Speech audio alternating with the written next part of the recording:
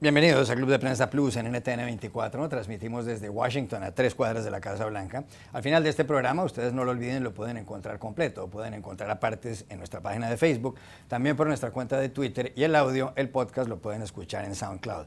Les doy la bienvenida hoy a los invitados a Club de Prensa. En primer lugar, el profesor del Centro de Estudios Latinoamericanos de la Universidad de Georgetown, aquí en Washington, Eric Langer. Bienvenido a esta mesa, como siempre. Siempre un placer. Raquel Godos, corresponsal de la Agencia Española de Noticias EFE, bienvenida también. Gracias, Juan Carlos. Winston Manrique, periodista colombiano, bienvenido a esta casa. Gracias, Juan Carlos. Y Moni Jansen, analista política, Club de Prensa Plus, bienvenida a esta mesa. Gracias. Y quería empezar preguntándole, Moni, por lo que ocurrió ayer en la política aquí en Estados Unidos. Finalmente, el señor Donald Trump, el magnate neoyorquino, aceptó la candidatura del Partido Republicano a las elecciones del próximo 8 de noviembre. Y pronunció un discurso, tarde, después de las 11, largo, de más de 1 hora y 10 minutos, en donde dijo varias cosas, entre otras que él va a ser el candidato de la ley y el orden, que él va a resolver muchos problemas de Estados Unidos a partir del 20 de enero del año entrante, cuando tome posesión del cargo. Y dijo además, yo soy la voz de ustedes, lo repitió en varias ocasiones. Hay reacciones en los medios de comunicación aquí en Estados Unidos. El Washington Post titula el editorial El apocalipsis del señor Trump. El diario The New York Times dice el discurso del miedo, dice que el señor Trump está apelando al discurso del miedo. El Post incluso señala también que es un hombre beligerante y errático. Pero llama la atención un artículo del New York Times que dice que lo llamativo de este discurso es lo que no dijo y no lo que dijo. Y señala el periódico que él nunca dijo cómo piensa resolver esa cantidad de problemas. ¿Está de acuerdo con el Times? Es cierto, lo que pasa es que en ese tipo de discursos, y sin duda este fue el discurso más importante que ha pronunciado Trump desde que se lanzó al ruedo, casi ningún candidato hace eso. Lo que generalmente son este tipo de discursos, y en eso creo que el Times es duro con Trump, es unos planteamientos y unos sueños y unas ilusiones que el candidato plantea ante el público para tratar de lograr algún tipo de apoyo y algún tipo de unidad. Lo que pasa es que el fenómeno Trump es completamente inusual y el panorama que pintó ayer en este discurso, un panorama, como usted dice, negativo, desolador, preocupante, que es tan diferente al famoso discurso It's Morning in America, amanece en Estados Unidos de Ronald Reagan, muestra un partido republicano centrado en el terror. Hubo justo un conteo de palabras en el discurso donde la palabra que más se pronunció fue la palabra violencia, que le mencionó 11 veces, inmigración 8, comercio 7, terrorismo 5, inseguridad 4, las trampas 4, o sea, era un discurso de esto, estamos en una situación muy mala, muy negativa y voy a llegar yo a ponerme al frente de estos problemas. Analizando un poquito el discurso de Trump, él no... un poco lo que no dijo, una cosa que no dijo fue que no insultó a Hillary Clinton, y es algo que es una hazaña porque realmente se ha dedicado a eso en forma.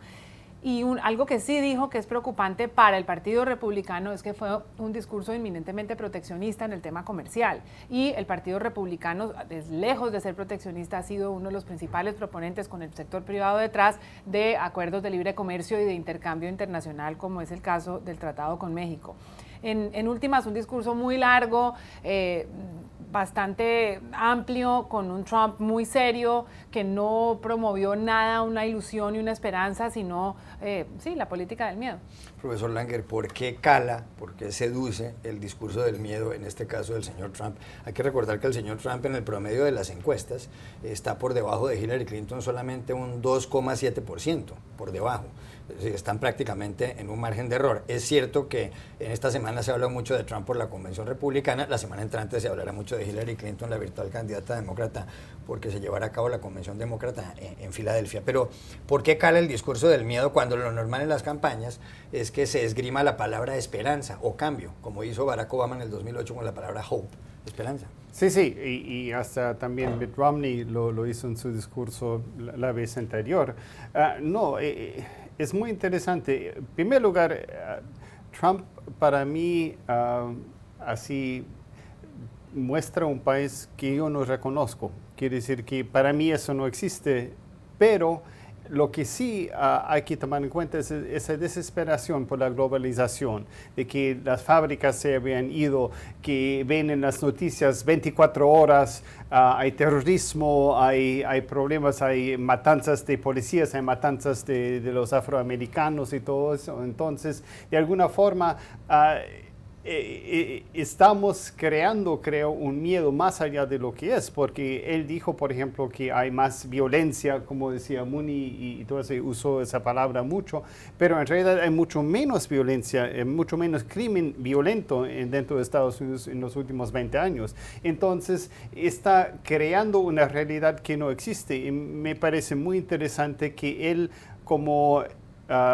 estrella de reality show, está creando su propio reality show para dar miedo a la gente, que funciona muy bien. El presidente Bush hijo también lo utilizó para su reelección y lo logró. Entonces, en ese sentido, creo que es algo bien efectivo. Y el Trump mismo dijo que él está mirando a Richard Nixon, un presidente ya de los años 70, para tratar de utilizar sus ideas, y eso está haciendo en gran medida. En el año 1968, en esa campaña, Richard Nixon apeló al miedo y apeló a lo que él llamaba the silent majority, una mayoría silenciosa, que finalmente lo llevó al poder. No se sabe, y eso se lo pregunto a Winston, si será que ese hombre blanco sin título universitario es el que está en masa detrás de Trump y lo puede llevar a la Casa Blanca el 8 de noviembre en las elecciones. Yo creo que parte de esa reflexión tuya es correcta. Yo creo que la apelación al miedo se está viviendo y se ha vivido en los últimos años en Europa, por ejemplo, por la situación de crisis y resquebrajamiento de la sociedad y del sistema político y de la democracia, por circunstancias que empezaron en Estados Unidos y que luego se extendieron por el resto del mundo, especialmente por el continente europeo. Entonces allí yo he vivido 20 años en España, y hemos conocido las situaciones de Francia, Grecia, España y Portugal, y la misma Francia ahora mismo, y Austria, donde la derecha está apelando a esa situación del miedo, de alguna manera en un discurso parecido al que utiliza Trump en este país, que es la inmigración, el proteccionismo, solo que aquí afortunadamente es un solo gran estado con muchos estados dentro. Europa son estados realmente independientes y se apela a ese nacionalismo. Entonces no hay mucha diferencia realmente entre el discurso de Trump frente al discurso de muchos políticos europeos para despertar esos fantasmas. Richard Ford, por ejemplo, el escritor estadounidense, y otros intelectuales gringos, como decimos en Colombia, como John Irving y Ford, decían, ningún país, la prueba de que Trump esté como candidato, en aquel momento era candidato republicano, significa o demuestra que ningún país está excepto de los populismos y de la apelación a los instintos básicos y más negativos del ser humano. Esto refiriéndose a situaciones no son comparables con las que vivió Alemania antes de la Segunda Guerra Mundial o en el periodo de entreguerras en Europa, pero que sí representan que está latente el instinto de protección del ser humano para aislarse frente a posibles agresiones externas. Raquel Gómez. Anoche leía una entrevista que le hizo nuestro compañero Marc Bassets en El País a Paxton, un especialista en fascismos de la Universidad de Columbia, y contaba cuáles eran las cosas en común y las cosas en contra de las cosas que no tienen en común con los fascismos del siglo XX, digamos, tipo de discurso de Trump. Y era muy interesante porque analizaba que Trump tiene en común toda esa retórica del miedo, pero luego no rechaza, digamos, el agregacionismo. Es un gran protector del individualismo y del país como nación, pero los individuos tienen que tener sus libertades, digamos, individuales. Es interesante analizar eso porque al fin y al cabo los fascismos están también basados en esa política temerosa, ¿no? En esa retórica temerosa de anunciar el apocalipsis, como decía el Washington Post, y creo que tiene algo de razón. ¿Qué ocurre? Que en el otro lado del ring está Hillary Clinton, que pese a ser una política fuerte, con mucha experiencia y un montón de habilidades en el terreno de la política, también tiene una carencia muy grande para dar ese otro lado de la moneda. Trump está jugando al miedo y en el otro lado de la moneda política está la ilusión. Y Hillary cojea con esa ilusión. La estrategia de Trump es intentar atacarla por ese flanco. Veremos si le sale bien o no. Eso solamente lo veremos en noviembre. Hay otro artículo en el periódico The New York Times hoy, profesor Langer, que dice que si Trump gana pondría en peligro la política exterior de Estados Unidos. hace pocas horas en una entrevista con ese diario justamente dijo que si algún país miembro de la OTAN, de la Organización del Tratado del Atlántico Norte, recibe un ataque o es atacado en Europa, él no enviaría tropas inmediatamente, cosa a lo cual estaría obligado Estados Unidos por ser miembro de la OTAN. Eso por un lado. Por otro lado ha dicho que hay que revisar el Tratado de Libre Comercio de Norteamérica, el llamado NAFTA por sus siglas en inglés, en donde están también Canadá y México. Y adicionalmente ha dicho que hay que construir un muro en la frontera entre México y Estados Unidos. ¿Perjudicaría mucho eso la política exterior de Estados Unidos o usted cree que le convendría? Porque uno ya no sabe qué pensar a veces. Bueno, Trump es un político completamente inusual. Él no tiene ninguna pena en ir en contra de toda la tradición de Estados Unidos. Y en ese sentido me parece sumamente peligroso porque el problema con la política exterior, que hasta ahora siempre ha sido más o menos constante en Estados Unidos, es muy importante mantener, porque si Estados Unidos quiere promoverse como la primera potencia en el mundo, tiene ciertas responsabilidades también, de una constancia de mantener las alianzas, de no cortar una alianza estratégica que ha habido mínimo desde la Revolución Mexicana, que es con México, por ejemplo, o con Canadá, porque NAFTA también tiene que ver con Canadá, no solamente con México, y nadie toma eso en cuenta. Entonces, me parece sumamente peligroso lo que está haciendo, y más bien el señor Putin de Rusia creo que estaría muy en favor de que él sea presidente, justamente por eso. Creo que cometemos todos un error en pensar en Trump como un político.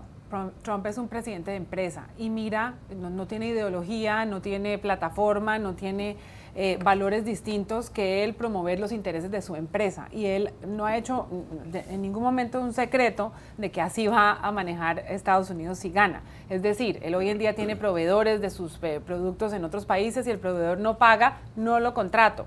No es porque me guste o no me guste o tenga una relación larga con él. Y lo preocupante de Trump es lo impredecible y cómo se motiva como presidente de empresa. Yo decido, yo asumo las consecuencias y yo entablo las relaciones que a mí me parezcan. No hay historia, no hay veeduría, no hay ningún tipo de lo que llaman aquí accountability, rendición de cuentas, y él siente que él puede manejar a los Estados Unidos de esa manera y a la política exterior de esa manera. Él lo que ha dicho es si los miembros de la OTAN no están pagando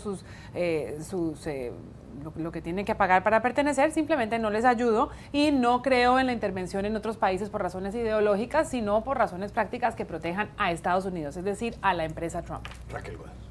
Bueno, respecto al tema de la OTAN, la verdad es tremendamente preocupante porque, de hecho, sin ir más lejos, ayer y anteayer estuvieron reunidos aquí los ministros de Defensa y Exteriores con Kerry y Ash Carter, el secretario de Estado y el secretario de Defensa, para evaluar cuáles son los pasos a seguir con la lucha contra el Estado Islámico.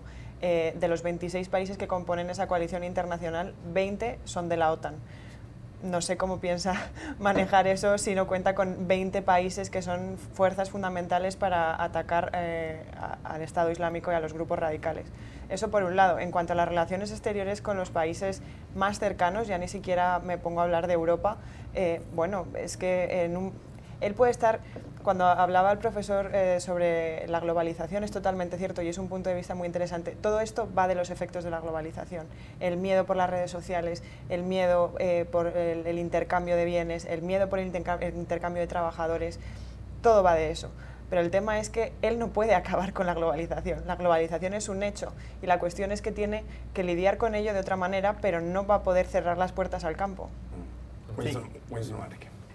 No, yo, respecto a lo que decía el profesor Langer, efectivamente, yo creo que la política exterior, si Trump llegara a la presidencia, la política exterior, el liderazgo estadounidense tambalea inmediatamente, pero ya no solo por la cuestión proteccionista, sino porque, o por la OTAN, sino porque Rusia y China, que son, India es más pro-occidental, por supuesto, completamente pro-occidental, estarían encantadas de que un presidente como Trump asuma la presidencia en Estados Unidos porque les dejaría a ellos el camino libre, pero luego, dentro de esa misma globalización y como empresario, que es Trump, también debe saber como empresario, debe tener alianzas, debe tener buenos aliados, aunque no paguen sus cuotas, pero es mejor tenerlos porque puede salirle por otro lado y es mejor tener el enemigo cerca.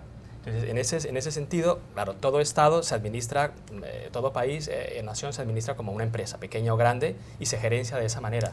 Pero en ese sentido, sin llegar a... hay que adaptarse a las circunstancias, y la globalización no hay que desecharla, sino que rentabilizar todo lo bueno que pueda tener, ¿no? El asunto también que es muy preocupante es que él decía ayer varias veces America first, Estados Unidos primero.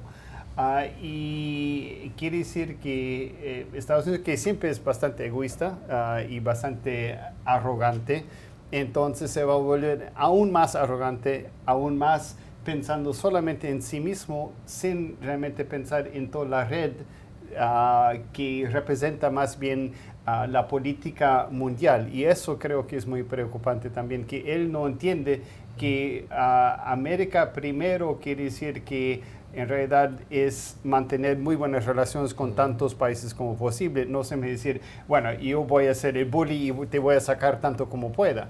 Y eso creo que es parte del problema también. Entonces, esa ideología, digamos, porque eso sí es una ideología suya que tiene que ver con ser empresario y todo eso, es muy preocupante también, porque la política internacional es muy diferente que eso.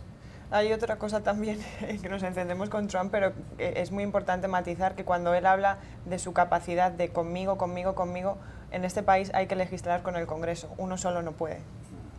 Te regresamos a Club de Prensa Plus. Que deshacer todas esas cosas él solo.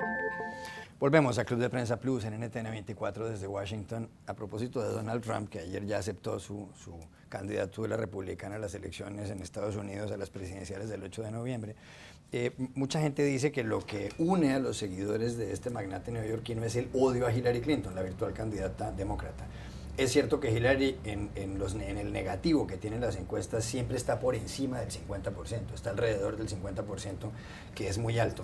Pero Dana Milbank, en el diario The Washington Post, hay que recordar que Milbank fue el que dijo que si Trump llegaba a ser candidato, él se comería literalmente la columna que había escrito en el periódico, y se la comió. El papel lo preparó, y hay un video sobre el señor Milbank. Milbank dice que es curioso, pero que lo que tenía divididos en los seguidores de Trump en la convención era lo siguiente: para la mitad, lo que hay que hacer con Hillary Clinton es meterla a la cárcel sin fórmula de juicio. Y para la otra mitad, y él lo dice porque es verdad que lo decía públicamente, lo que hay que hacer con Hillary Clinton es que la fusile un pelotón. Esto parece un chiste, pero es cierto lo que está ocurriendo, y eran ciertos los gritos en la convención. ¿Es eso lo que cohesiona a los seguidores de Trump? Sí, yo no tengo ninguna duda. Es el único punto en común que encuentro, hasta demográficamente, si me apuras, porque incluso ya había cierta división social, digamos, en la convención, hay algún estado que no lo quería, pero lo que quieren todo el mundo en ese partido es acabar con Hillary Clinton. Odian el hecho, como ellos dicen, de un third term, un tercer periodo de mandato de Obama, que es lo que ellos dicen que va a suponer Clinton, y todo lo que han estado haciendo durante los 8 años de mandato de Obama en esta campaña electoral va enfocado a evitar que Clinton llegue a la presidencia. Lo que me preocupa es que ese odio sea tal como para que se formulen frases de tal estilo, porque estamos hablando de Estados Unidos, que es ejemplo para el mundo, que la gente está totalmente pendiente de lo que sucede. Entre las camisetas más vendidas era precisamente, en estos días en la convención, era precisamente una en la que Hillary estaba entre rejas, y no solamente es que la gente de a pie, los votantes de los republicanos, griten que quieren fusilar a Hillary Clinton, es que esa idea vino de un asesor de campaña de Trump, que dio una entrevista el otro día y lo aseguró, y encima después, cuando le volvieron a preguntar, no se retractó. O sea, este afán de decirle a alguien, y en España sabemos un poquito lo que implica fusilar en un pelotón, es una afirmación muy, muy dura, que no sé si a cualquier otro candidato se le permitiría. Estoy prácticamente segura de que si un candidato usual republicano dijera algo así, o cualquier tipo de asesor, incluso un vicepresidente o un candidato, tendría que renunciar. Wilson. Es verdad que las expresiones que están utilizando en Estados Unidos por parte de la campaña de Trump, que es un candidato insólito, ya no solo dentro de la historia de Estados Unidos, sino del propio Partido Republicano, a ese odio que pueden tener los republicanos de un tercer mandato de los demócratas, se une también quizás el hecho de la poca empatía que tiene Hillary con los propios demócratas, por un lado, aunque se le puede en algunos señalar su gran capacidad de gestión o sus aciertos. Y también por el lado de los inmigrantes latinoamericanos, yo me pregunto si no puede haber ahí un punto también de machismo, de tener a una mujer en la presidencia de la República, en la presidencia de Estados Unidos. Yo creo que la parte latinoamericana del voto latino en esas elecciones es muy importante, pero porque yo no estoy seguro de por qué lado va a caer realmente. Y yo creo que sí, el voto latino de base es bastante conservador. Y yo creo que eso puede favorecer contradictoriamente a Trump. Hay otra columna de Fareed Zakaria, uno de los grandes columnistas de Estados Unidos, en el diario The Washington Post, donde dice que si ganara Trump, Estados Unidos podría convertirse en una república bananera. Y precisamente señala que hace 8 años John McCain, que era el candidato republicano que enfrentaba a Barack Obama, regañó a uno de sus seguidores porque el seguidor se atrevió a decir que Obama era árabe, que no había nacido en los Estados Unidos. Y eso que estaban, repito, enfrentados McCain y Obama. Dice que en cambio aquí es todo lo contrario y que si llega Trump a la Casa Blanca, esto se va a convertir, repito, en una república bananera. ¿Es una exageración la de Zakaria? Lo que pasa es que sacarle una bola de cristal a Donald Trump es imposible, porque es tan extraño y tan impredecible que cualquier vaticinio que uno haga sobre cómo va a manejar la política exterior es realmente es una aventura, porque no ha mostrado ningún tipo de consistencia en las cosas que dice, distintas a que él va a proteger a los Estados Unidos, y en ese sentido se va a convertir en su propia república bananera, donde va a mirar solamente hacia adentro. Creo que debería mirar el modelo brasileño a ver eso cómo le va a ir. Con respecto a Hillary, a mí me llama mucho la atención el miedo que le tienen los republicanos en este momento a Hillary. Es lo único que los une, porque ahí están sentados aplaudiendo, pero debajo hay una cantidad de rencillas y una cantidad de divisiones, y creo que son muy conscientes de que Hillary sería el último clavo en el ataúd de los republicanos tradicionales. En primer lugar, porque se va a llevar el sector privado que tradicionalmente ha sido del otro partido, porque se va a llevar la política exterior. Ella es más conservadora que Barack Obama en el tema de intervención militar. Y por otro lado, se va a olvidar del hombre blanco, va a imponer los valores sociales propios del Partido Demócrata y va a tener una política social mucho más tolerante. Eso les llena de miedo y es lo que realmente los tiene más unidos. Estudio los movimientos mesiánicos y me parece que Trump es una clase de mesías, ¿no? Él mismo decía, yo soy su voz. Sí. Y justamente los movimientos mesiánicos empiezan cuando hay una desesperación tal que una población vaya a perder completamente su poder. Eso ha pasado con los indígenas acá.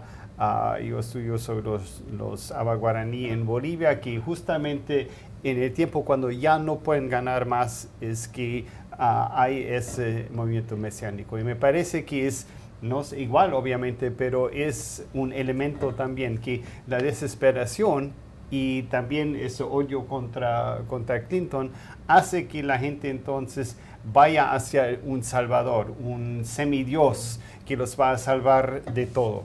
Y eso es sumamente preocupante, creo, para una democracia. Ya regresamos a Club de Prensa Plus. Volvemos a Club de Prensa Plus en NTN 24 y tras el paso de Winston Manrique, periodista colombo-español por esta mesa, ha llegado ahora Francisco Villagrán, diplomático guatemalteco y además profesor visitante de la Universidad George Washington aquí en la capital de Estados Unidos. Gracias por estar aquí, profesor. Gracias. Otro asunto, Raquel, volviendo a lo de Donald Trump. Hay un artículo en el diario The New York Times titulado ¿Por qué los hombres quieren casarse con Melanias pero quieren hijas como Ivanka? Y se refieren a Melania Trump, la esposa, modelo eslovena, esposa de Donald Trump, que además plagió a partes del discurso de Michelle Obama hace 2 días en la Convención Republicana. Y también se refieren aquí a Ivanka Trump, la hija mayor del señor Donald Trump.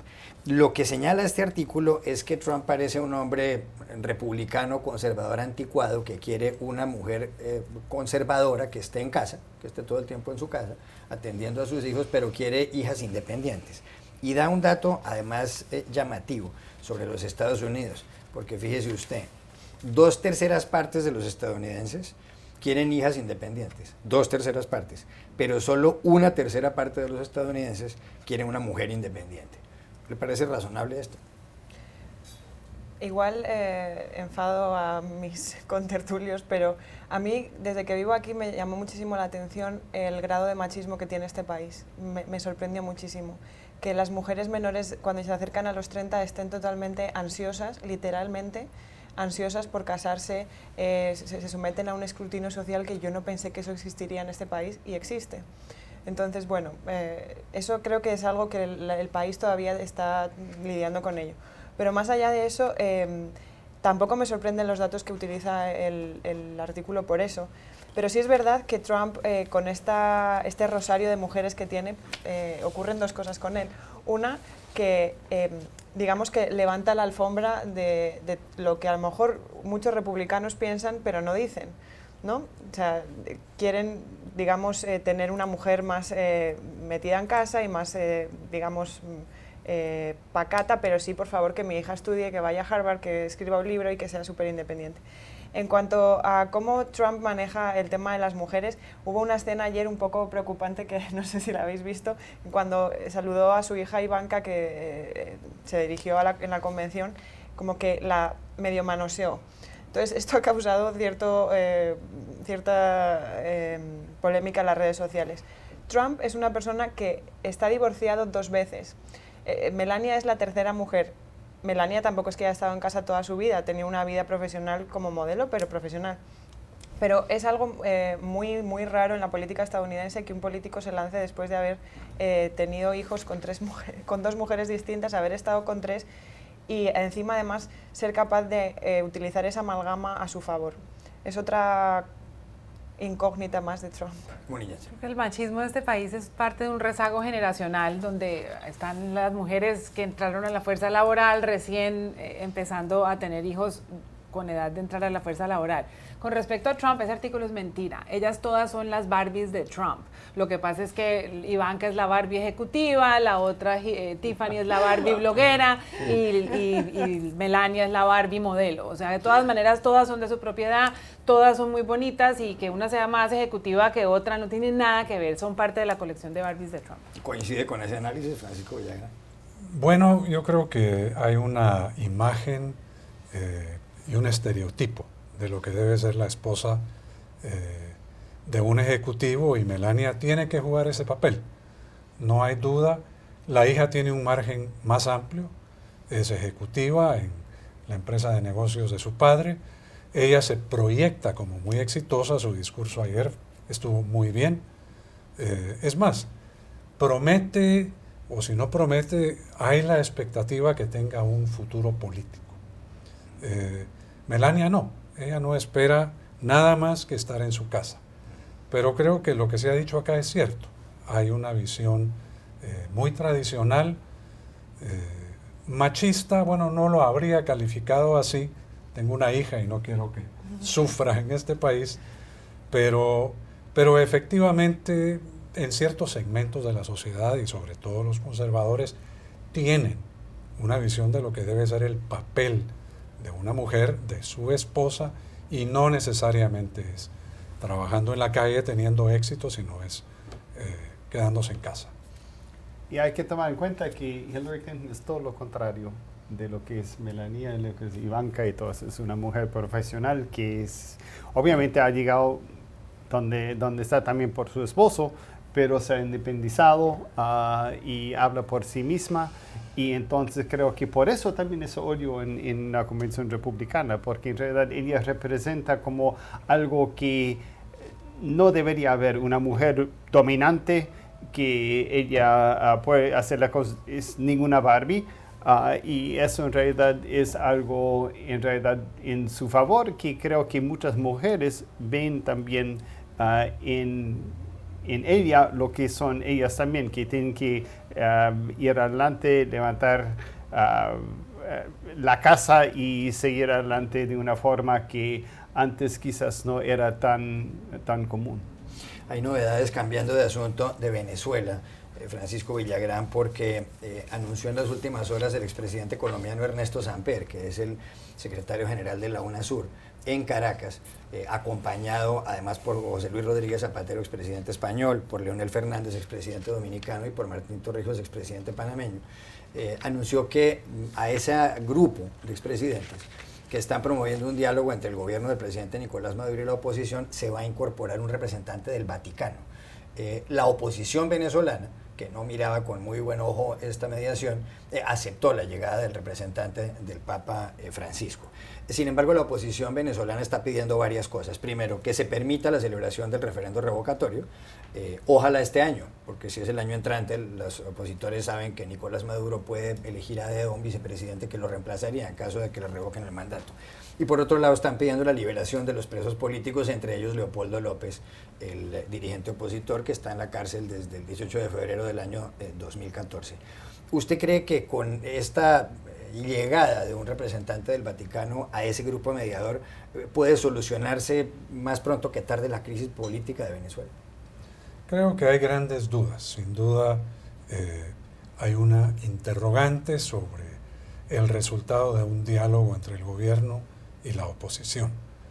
La participación de un representante del Vaticano podría pensarse que enciende una luz muy tenue al final del túnel, con la mediación como está planteada hasta ahora. Por UNASUR, pues la verdad es que no hay expectativas, no hay luz. Al final del túnel, los tres mediadores, los tres expresidentes, no han logrado sentar a las partes en la misma mesa, apenas han logrado tener conversaciones exploratorias, por separado con cada una de las partes. Ahora se plantea pues la presencia, la participación de un representante más en el grupo mediador. No está claro que esto efectivamente comprometa al gobierno a cumplir con lo que pide la oposición, que es la celebración del referendo revocatorio. No está claro que lo que tenga en mente Maduro sea ganar más tiempo. Sí. El tener a otro participante en el diálogo, pues efectivamente da la impresión que esto va a marchar con más seriedad, que pues va a ser un diálogo más sustancioso con contenido. Bonito. Pero yo creo que lo que no han logrado los expresidentes de todos los países, quizás lo pueda lograr el Papa a través de una intervención divina, porque la intervención humana hasta el momento ha tenido muy poco resultado y no se ve para nada ningún tipo de forma de deshacer ese nudo. Quizás el Espíritu Santo. Eric Langer. Bueno, la iglesia dentro de Venezuela ha sido mucho más abierta a la oposición, pero hay en realidad el Papa Francisco, me han dicho, es un Papa peronista, así que hay una contradicción y depende de quién manden y si la iglesia va a tener el rol de la gente que está dentro de Venezuela o más bien que vienen de Roma, y eso puede influir mucho si eso se puede volver efectivo o si hay una intervención divina. Usted dice que el Papa Francisco ha sido calificado de peronista, y lo han calificado así sí. Varias personas. Cristina Fernández de Kirchner, la expresidenta argentina, es peronista, de manera tal, y además el peronismo ha apoyado al señor Nicolás Maduro. ¿Eso quiere decir entonces, lo que usted está diciendo es que el representante del Papa va a ayudar a Maduro más que a la oposición? ¿Quién sabe? No sé. Pero es una posibilidad que con eso en realidad están aumentando una persona más que es como Zapatero, que en realidad no va a cambiar mucho. Raquel Guados. Pues a mí me parece que Venezuela está como en el día de la marmota, se repite una y otra vez la situación y no sale de la crisis, y no, de verdad, siento mucho ser tan pesimista porque soy una optimista patológica, pero es que no le veo la salida, ni por intervención divina, ni por intervención humana, no sé por dónde va a salir. Hace 2 años, cuando Estados Unidos estaba debatiendo, había una presión muy fuerte en el Congreso para poner las sanciones que finalmente se aprobaron después contra el régimen, contra el gobierno de Maduro. Estados Unidos decía, no, esperen, que es que están dialogando, les decía a los republicanos el gobierno de Obama, esperen que estén dialogando.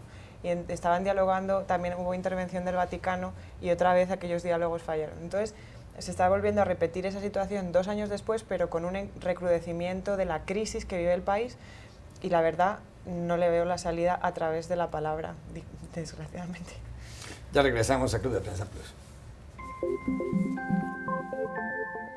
Volvemos a Club de Prensa Plus en NTN 24 desde Washington. Eric Langer, ¿para quién fue esta semana una semana nefasta, una semana fatal? Para mí, en realidad, Donald Trump, por dos razones. Uno, que la convención republicana no fue nada bien para él, porque más bien se vieron las divisiones, el plagio de su esposa, que más bien las palabras de Michelle Obama para su esposo me parece un poco raro, y eso creo que es una razón. La otra es su discurso de ayer.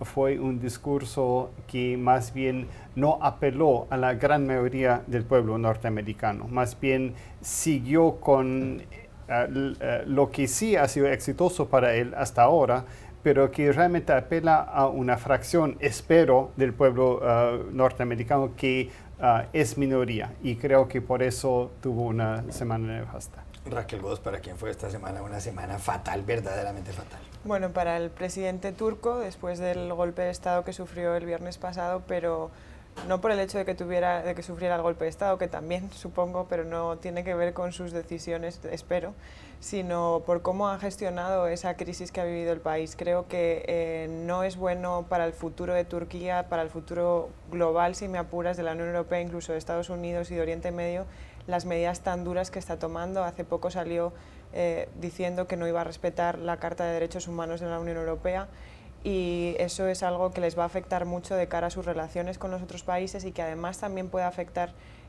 lo que está ocurriendo en Oriente Medio con Siria e Irak y todo el problema que hay con el Estado Islámico. Recep Tayyip Erdogan, el presidente turco.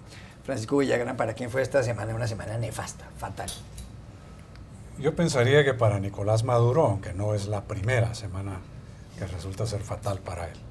El hecho de que se haya visto obligado a abrir la frontera con Colombia es una señal muy clara del desastre económico, de la desesperación que hay en Venezuela por la falta de todo, de medicinas, de alimentos.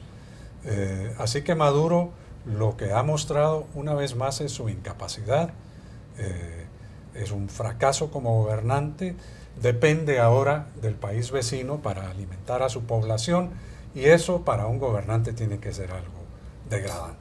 Muniñense, ¿para qué fue esta semana una semana fatal? Una muy mala semana para Melania Trump. Melania es la tercera esposa del candidato republicano Donald Trump.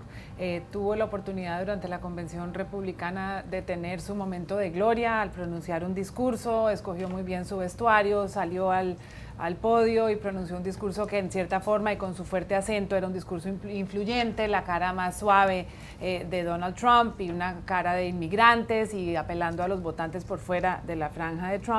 Pero se descubrió muy rápidamente que el discurso era plagiado, le dio la vuelta al mundo, las imágenes paralelas de Michelle Obama, a quien plagió, y de Melania Trump pronunciando discursos que tenían mucho de parecido. Su momento de gloria se convirtió en un momento de vergüenza, y en este momento y siempre será recordada como la candidata a primera dama o la primera dama que plagió. Gracias, Muniñense, por haber estado aquí. Francisco Villagrán, Raquel Gómez, Eric Langer, y a ustedes los espero el lunes nuevamente en Club de Prensa.